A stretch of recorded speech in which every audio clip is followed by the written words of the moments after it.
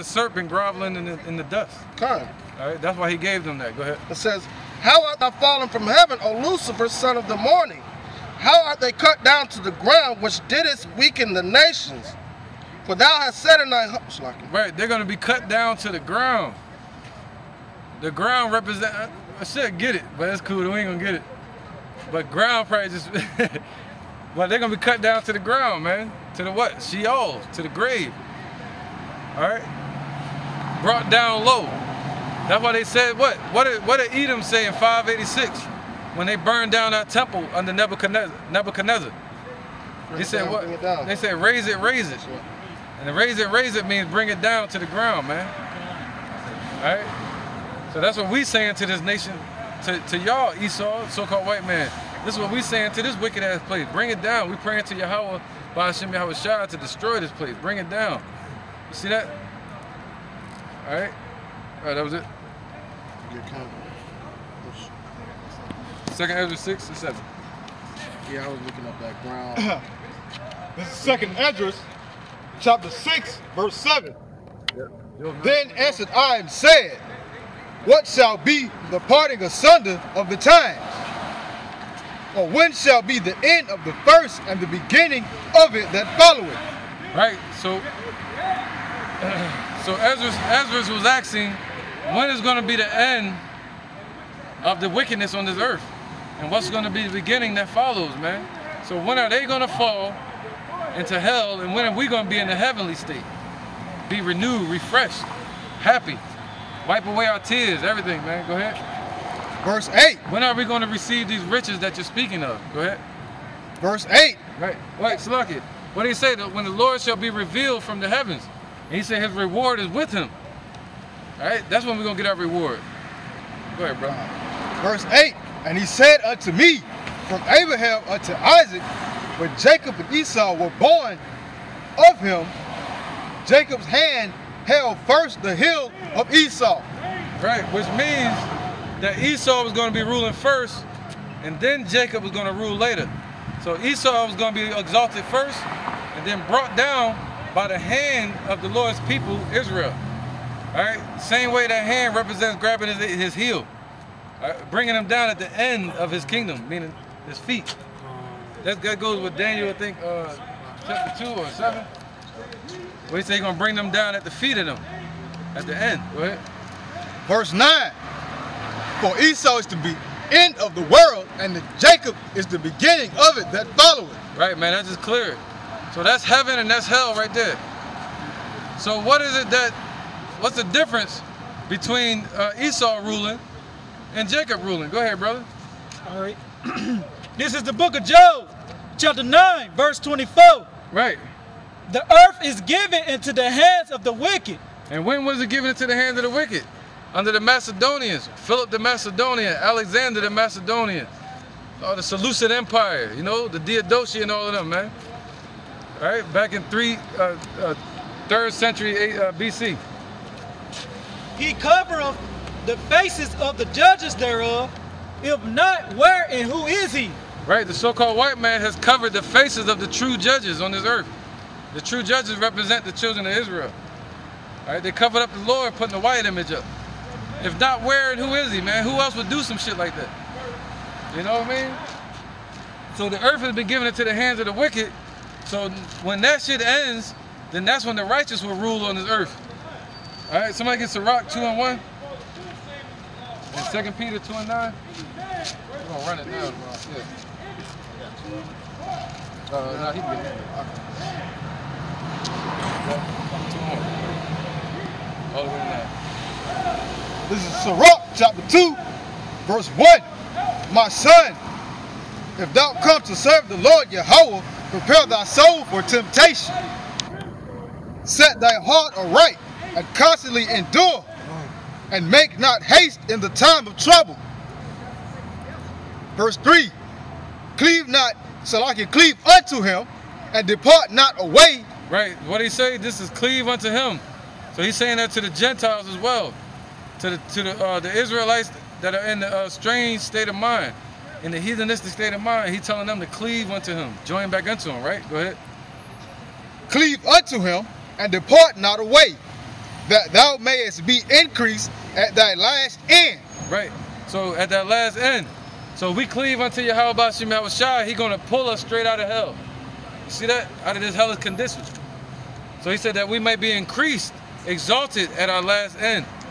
See, at the end of our what? The end of our bondage. The end of our captivity. All right, go ahead.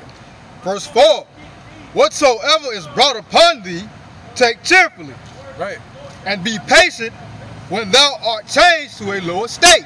Oh, so we got changed to a lower state. And then this shows our patience. You see that? And be patient when thou art changed into a lower state. And we got changed to a lower state. And which we're forced to show what? Endurance. To endure to the end. So like it. The word endure means what? Patience. And he said you'll be increased at the last end of your patience. All right, go ahead. Verse 5. For gold is tried in the fire, and acceptable men in the furnace of adversity. So the children of Israel represent the gold on this earth.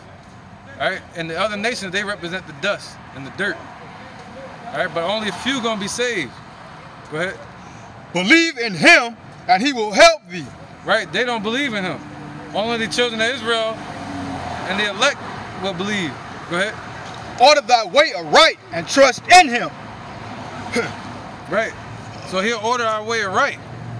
So we won't have to. So we won't wander out of the way and wander to the congregation of the dead. Verse 7. Ye that fear the Lord, wait for his mercy, and go not aside, lest ye fall. That's right, man. Go ahead, man. Verse 8. That's right. Damn, fall. Fall. If you go aside, you're gonna get all the curses. You're gonna fall into that hell, man. That sorrow. Go ahead. Ye that fear the Lord, believe him, and your reward shall not fail. That's right, man. Being lifted up, exalted at the end. And why? Because your reward should be what? Seeing Yahushua someday. And he's really going to reveal himself and show up. And his reward is with him. So our hope is not going to be in vain.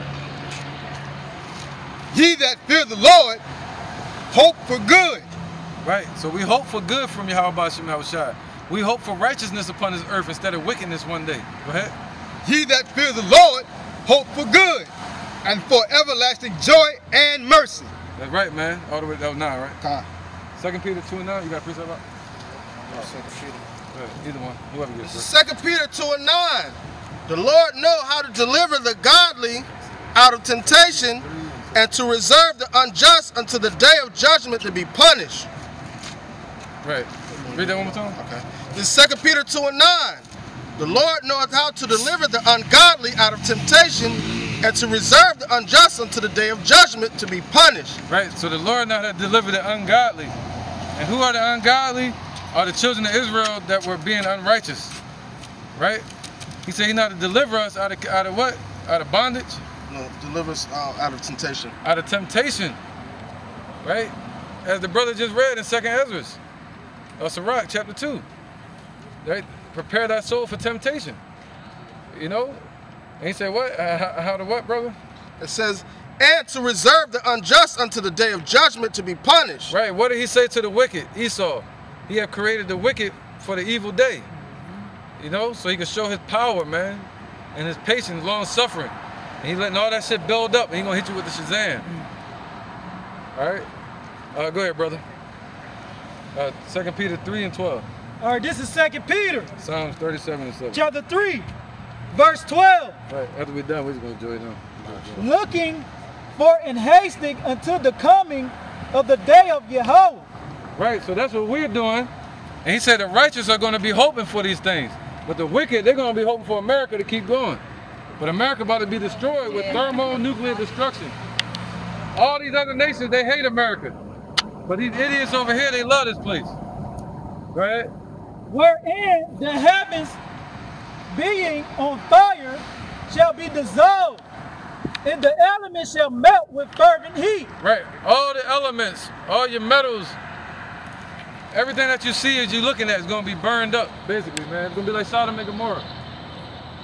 Everything going to be burned to ashes real soon. Go ahead. Nevertheless, we according to his promise look for new heavens. And who is that he's talking about? The Negroes, Latinos, and Native Americans, who are the Israelites of the Holy Bible. The Most High's chosen people. We're looking for a new heaven and new earth. Right. So that new heaven and new earth, read that one more time, brother. Come, this is 2 Peter chapter 3, verse 13. Nevertheless, we according to his promise, look for new heavens and a new earth. Right, man. So according to the promise of Yahweh Ba'ashem Yahushua, right, we look for a new heaven and a new earth instead of the one that we currently see where wickedness is ruling, where wickedness is thriving. You see that? Where servants are able to walk free when they're supposed to be in bondage. They're supposed to be in slavery under us. You know, the so-called white man, the so-called Chinese, Japanese, Africans, Arabs, y'all are all natural born slaves, but y'all been freed over different captivities that's having us in bondage. All right, go ahead. Read that part one more time. Come, this is 2 Peter chapter 3, verse 13. Right. Nevertheless, we according to his promise, look for new heavens and new earth, wherein dwelleth righteousness. Where, see? So it's not talking about get rid of this earth and bring a whole new one in. No, what it's saying is, wherein dwelleth righteousness. It's going to be renewed upon this earth someday. You know, it's going to be righteousness on this earth. What does that saying say? It's the end of the world as we know it. Yeah. Because we know it we know the world today as being wicked. All right, so it's going to be the end of this era of wickedness and the beginning of the era of righteousness. Right, man. That's just it. Clear as day. The end of hell for the children of Israel and the beginning of hell for you damn heathen nations, and especially Esau. 1,000 years of pure hell. And the Lord going to have mercy on you with that. He's going to burn you up at that and get rid of you. Because if not, you're going to be receiving that hell forever. And trying to figure out a way to go back to being wicked. That's just it, because righteousness is nowhere in thee. So if you were to remain after those 1,000 years, you're going to be trying to create another device to perform your wickedness again. Right, and these other nations, they just like the black woman. They get under whatever authorities in the power. Either Jacob or Esau, whoever's in rulership. These other nations follow in the midst of that. Go ahead, bro. Let's stay focused, man. All right, that was it? Yeah, that was it. All right.